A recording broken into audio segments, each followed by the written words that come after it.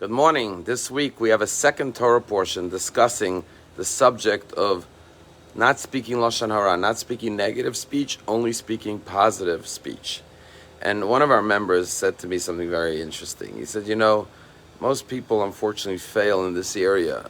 It's very difficult not to speak Lashon Hara. And when people even contemplate me never speaking anything negative about anyone, that sounds very, very difficult. So he says, what I do is, I get up in the morning and I say, you know what? Today I'm not going to speak Lashon Hara. Just one day.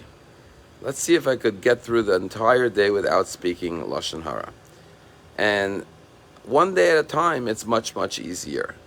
And imagine if someone speaks Lashon Hara to you. You're not supposed to listen either. So it's hard to say to the person, don't speak Lashon Hara to me. But if you tell them, listen, today I'm not speaking Lashon Hara. Come back to me tomorrow. By tomorrow, the person will realize they should not be speaking Lashon Hara. It reminds me of the story of this person who said to God, God, so far today I've been perfect. I haven't spoken any Lashon Hara about anyone, haven't felt any anger towards anyone, haven't been envious of anyone, I haven't held a grudge towards anyone, I haven't lied, I haven't cheated, but I'm about to get out of bed, so please help me with the rest of the day. Lashon Hara could be handled one day at a time. And indeed, the fact that there's two Torah portions, not just one, dealing with the subject, tells you how important it is and how vital it is and how difficult it is to master not speaking Lashon Hara. And the question is why? Why is there such a temptation to speak ill of others? And so there are three names for the three forms of afflictions that the Kohen would examine for the person who got saras, which was the form of leprosy. One is called se'es, one is called sapachas in Hebrew, and one is called beheres. And our rabbis say these three names are the three causes for speaking Lashon Hara. The first one is se'es. The word se'es in Hebrew could also mean to elevate. A person wants to lift themselves up over someone else. So by putting someone else down, it makes themselves feel better about themselves. It's like a cheap thrill. It's like boosting yourself up at the expense of someone else. By disparaging someone else, you make yourself look better in comparison. The second cause and symptom for Lashon Hara is sapachas. Sapachas in Hebrew could also mean attachment. We want to attach ourselves to others, we want to ingratiate ourselves with others. So by sharing gossipy, juicy information, we're like social climbers. We become the life of the party. We get attention. We connect to other people at the expense of others. And the third one is beheres. Beheres means in Hebrew also clarity. It comes from a sense of arrogance that I know everything, I'm better than everyone else, I understand things from a clearer perspective, and therefore my arrogance leads me to be judgmental and critical of others and speak negatively of others.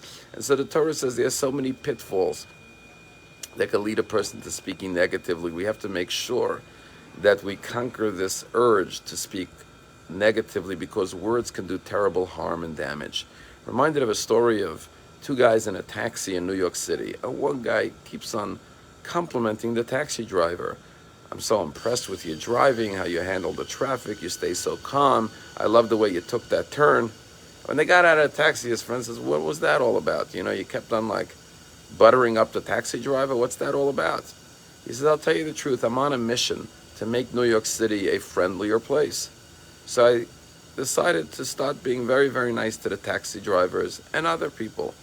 He says, well, how's that going to make New York City a friendlier place? There are millions of people in New York City. He says, well, I figured this taxi driver, he's going to have 20, 30 fears during the day. If I get him in a good mood by complimenting him, by praising him, by being positive, he'll pass on that good mood to the 20, 30 fears that he rides during the day.